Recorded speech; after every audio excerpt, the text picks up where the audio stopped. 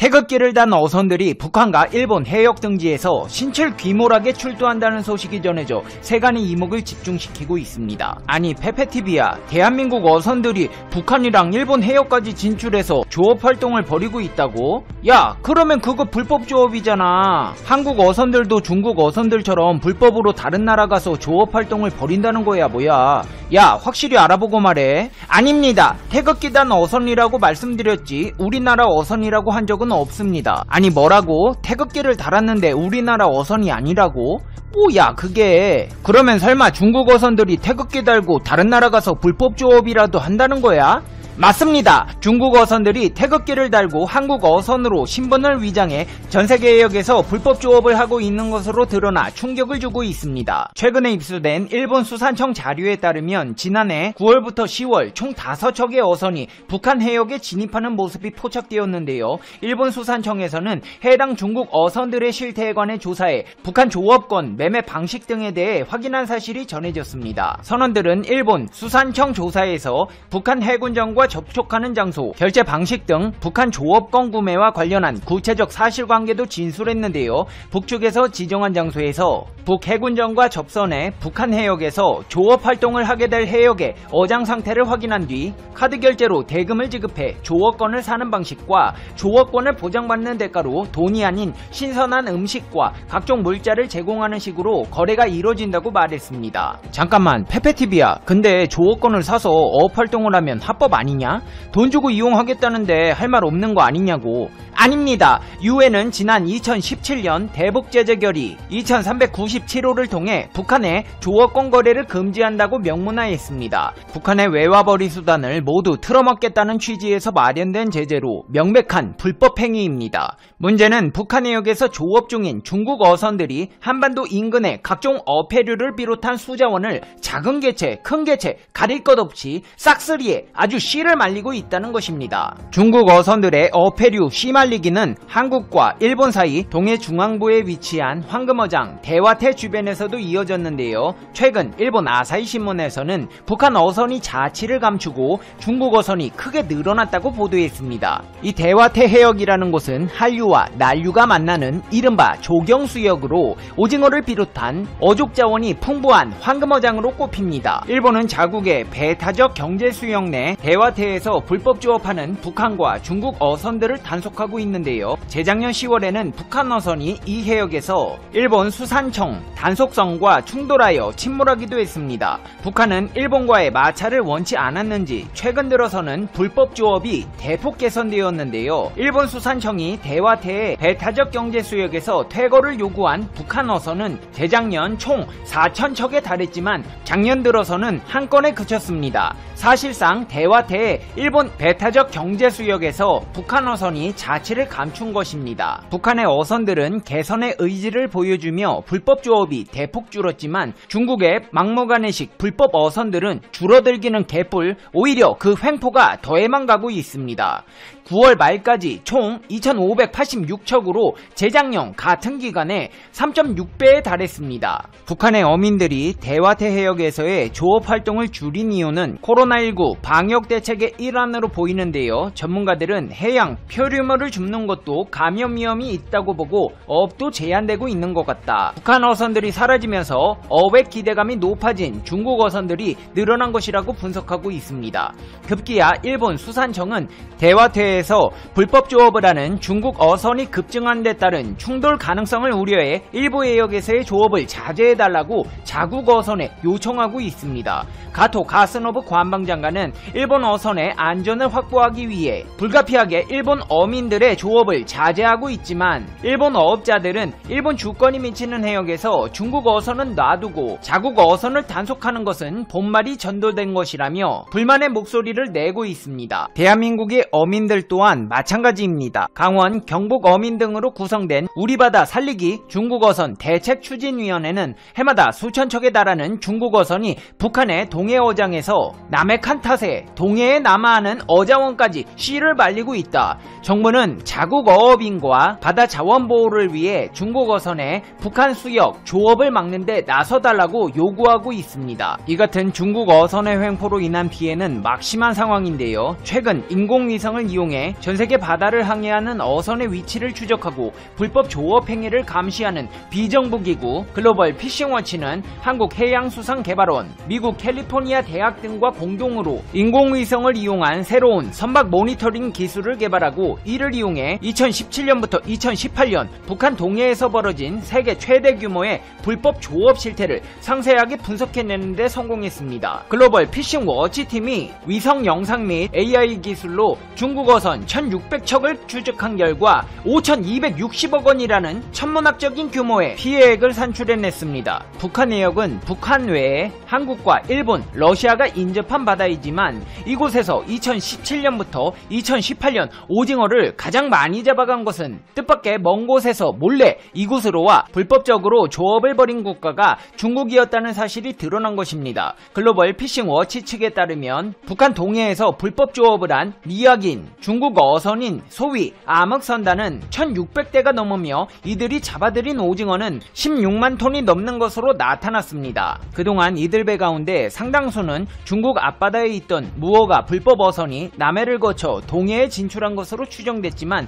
그동안 이를 감시할 효율적인 방법이 없어서 속수무책으로 지켜볼 수밖에 없었습니다. 하지만 글로벌 피싱워치 측의 첨단 기술은 4가지 위성 관측 기술을 조합해 어떤 환경에서도 불법 어선을 추적 감시할 수 있는 기술을 개발해냈고 중국의 어선이 북한 동해에 진출해 불법 조업을 하는 과정을 인포그래픽으로 그려냈습니다. 연구팀은 이 같은 기술을 통해 2017년 796척, 2018년 588척의 쌍끌이 어선을 찾아냈고 이어 밤에 불을 이용해 오징어를 유인해 잡는 대형 오징어 배를 위성의 고감도 적외선 감지기를 이용해 찾아내는 데에도 성공했습니다. 이를 통해 2017년에는 108척, 2018년에는 130척의 오징어잡이 선박을 찾아냈습니다. 이 같은 글로벌 피싱워치 측의 분석은 당시 오징어 시세와도 명확하게 맞아떨어지는데요. 이 중국 어선들이 오징어를 싹쓸이 해가던 해에는 동해안에 오징어 씨가 말라 금징어라고 불리는 초유의 상황까지 벌어졌습니다.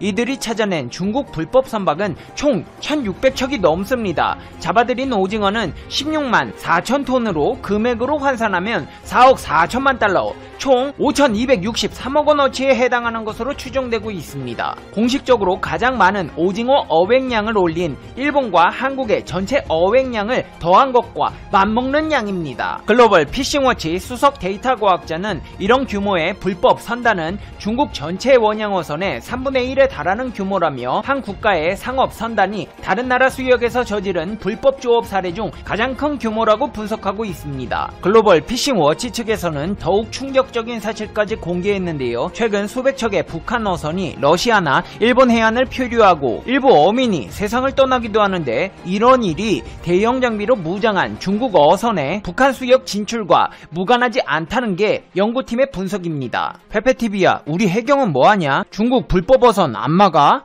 안 막다니요. 무슨 말씀을 그렇게 서운하게 하십니까? 왜 안 막겠습니까? 나름대로 열심히 물대포도 쏘고 나포도 하고 있습니다. 코로나 확산으로 주로 내쫓는 방식의 비대면 작전을 유지해왔는데 아예 배를 붙잡아 배를 압류하는 초강수까지 두고 있습니다. 최대 3억 원의 담보금을 내야 나포된 어선을 가져갈 수 있어 단속 효과가 큽니다.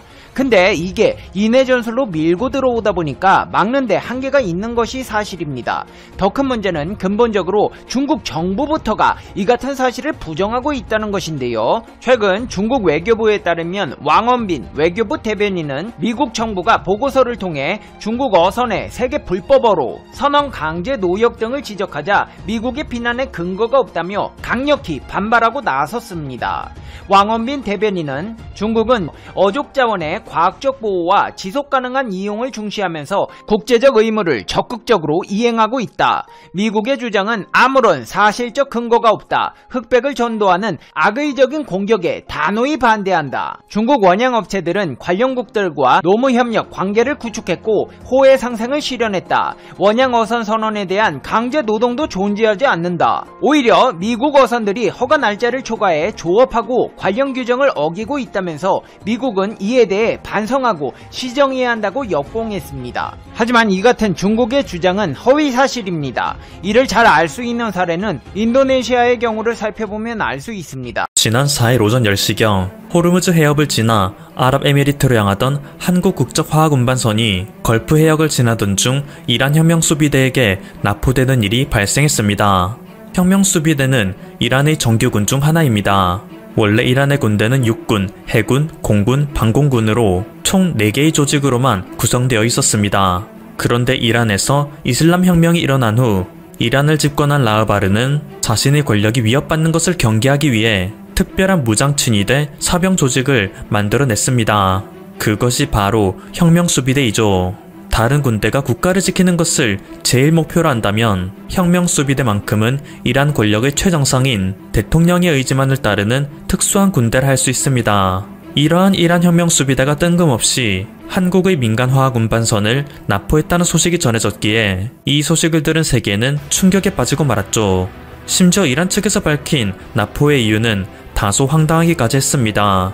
해당 선박이 해양환경 규제를 반복적으로 위반한 데 따른 것이다. 이 선박에는 7,200톤의 화학물질이 실려 있었고 이로 인한 해양오염이 발생하지는 않았는지 조사하라는 법원의 명령에 따라 선박을 납포하게 된 것이라 밝혔습니다. 현재 한국케미오는 이란 남부 반다라바스항에 억류 중인 상태인데요. 한국케미오의 선사인 DM쇼핑 측에서는 해당 선박이 환경오염을 일으키는 것은 불가능하다며 황당하다는 입장만 표명할 뿐입니다. 우리 배 이외에도 주변에 수많은 배가 있습니다. 만약 우리 배로 인해 해양오염이 되고 있었다면 벌써 신고가 되고도 남았을 것입니다. 라고 말했죠. 실제로 해당 지역은 중동 지역에서 태평양으로 진출하기 위해 반드시 거쳐야 하는 길입니다. 그래서 각종 물자와 석유 등을 운반하는 배가 무수히 많은데 만약 우리 선박이 환경오염을 유발하고 있었다면 이것은 이미 사진으로 찍혀 세계의 언론에 도배됐을 것이고 환경단체의 반대 성명도 발표됐었겠죠. 우리 선사의 선박은 매년 한 번씩 검사를 받고 있습니다. 심각한 외부 충격이 없는 이상 해양오염의 가능성은 없습니다. 당장 3개월 전에 검사를 했을 때도 새 것 같았고 심지어 그 배는 물을 버리는 것도 미생물을 걸러버릴 정도로 친환경화된 선박입니다. 라고 덧붙였습니다. 국제 전문가들 역시 이번 사태를 보고 이란에 대한 맹목적인 비판의 목소리를 키우고 있습니다. 해상안전관리업체인 드라이어드 글로벌의 파트너 멀로 앤더슨은 이번 납포는 그동안 이란이 혁명수비대를 이용하여 보여준 전형적인 행위로 페르시아만 지역에서의 영향력을 과시하는 것에 불과하다 지적했습니다. 한국의 외교부에서는 해당 소식을 전해들은 지난 4일 저녁 이란의 외교부 측에 공식적인 항의를 했습니다. 선원 전원의 안전 여부를 대한민국 측에 통지하고 불법적으로 납포한 선박 조기 억류를 해제할 것을 요구하였습니다. 미국 정부 역시 이란의 행위에 대해 강력하게 비판하고 나섰습니다. 미 국무부 측에서는 이란 정권이 계속해서 페르시아만에서 항해의 권리와 자유를 위협할 뿐만 아니라 경제제재 부담을 완화하기 위해 국제사회를 갈취하는 양상을 보이고 있다. 우리는 대한민국 정부가 이란에게 선박을 즉각 석방하도록 요구하는 것에 동참한다. 라며 한국을 두둔하는 모습을 보였습니다.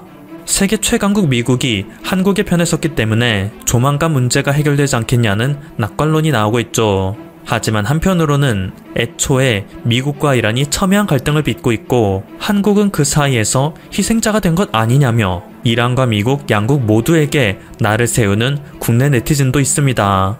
미국과 이란은 이란의 핵합의 파기와 관련하여 수년 동안 갈등을 지속해오고 있습니다. 미국은 이란에게 경제제재를 가하며 압박하고 있고 이란은 끊임없이 핵실험을 시행하며 미국에 대한 무력 시위를 하고 있죠. 실제로 한국의 선박에 납포된 지난 4일 역시 이란이 자국의 지하시설에서 20% 농도의 우라늄 농축을 재개한 날입니다. 이에 미국은 본토를 이동시킬 예정이었던 니미츠 핵추진 항공모함을 걸프 해역에 계속 주둔시킴으로써 이란에 대한 군사적 압박 수위를 높이고 있었죠. 그러던 와중에 미국의 최우방국인 한국의 선박이 지나가고 있으니 이란은 이를 납포하여 미국을 협박하고자 시도했다는 것입니다. 그런데 이 소식을 들은 일본인들의 반응이 심상치 않습니다. 일본 역시 이 지역을 지나다니는 자국의 선박이 많기 때문에 한국 선박의 납포 소식에 촉각을 곤두세우며 속보를 내보내고 있는 상황인데요. 기사들에 달린 일본 네티즌들의 반응은 한결같습니다. 이란에서 석유의 대금을 재촉해도 무시할 뿐인데 한국의 선박을 납포하는 것은 당연한 결과겠지. 구입한 것에 대한 대가를 지불하는 것은 국제사회뿐만 아니라 그냥 당연한 일 아니야? 위안부나 강제징용의 경우 존재하지도 않았던 가상의 임금을 내라고 협박하는 거야. 근데 이 건은 실제로 한국이 수입했던 원유에 대한 대금을 이란에게 지급하고 있지 않고 있는 거니까 이란은 합리적인 행동을 하는 거 아닌가? 이란이 지금까지 잘 참은 거지. 한국은 미국의 제재가 기회라는 듯이 이란에게 석유 대금을 지불하지 않고 있잖아? 라며 피해자인 한국을 비난하는 모습을 보입니다. 이들이 한국을 욕하며 공통적으로 언급하는 것은 한국이 이란에게 석유 대금을 지불하지 않았다는 것입니다. 실제로 이것은 사실이긴 합니다. 약 70억 달러 규모로 알려진 이 자금은 이란 중앙은행 명의로 한국 내 은행에 개설된 원화 계좌에 예치되어 있습니다. 미국이 이란에 대한 제재를 가하고 있긴 했지만 한국과 이란은 기존에 활발하게 진행해오던 거래가 있었습니다. 이것을 그만두게 되면 비단 한국의 경제뿐만 아니라 이와 연결된 수많은 국가들에게도 직간접적인 피해가 가죠. 그래서 미국은 한국과 이란이 거래를 할 때 한국의 은행에 예치된 대금을 이란이 나중에 빼가는 우회 방식을 사용하는 것은 암묵적으로 용인하고 있었던 것입니다.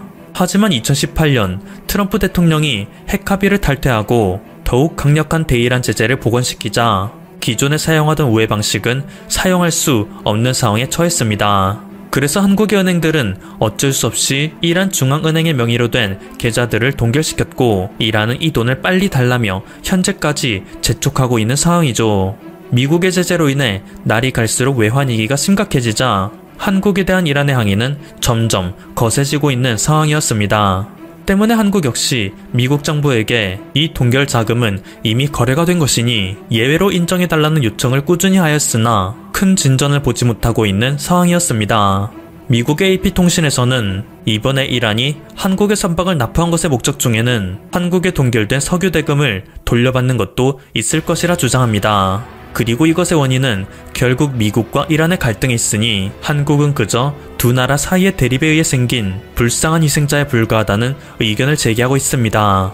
호세인 타나이 이란 한국 상공회의소 회장은 한국과 이란이 극적인 합의를 타결하기 위해 발빠르게 움직이고 있다 전하였습니다. 현재 이란은 코로나19 백신과 방역 물품을 사는 데도 큰 어려움을 겪고 있습니다. 그래서 코로나 백신 공동구매 배분을 위한 국제 프로젝트 코백스 퍼실리티에 참여할 비용을 모으고 있는데요.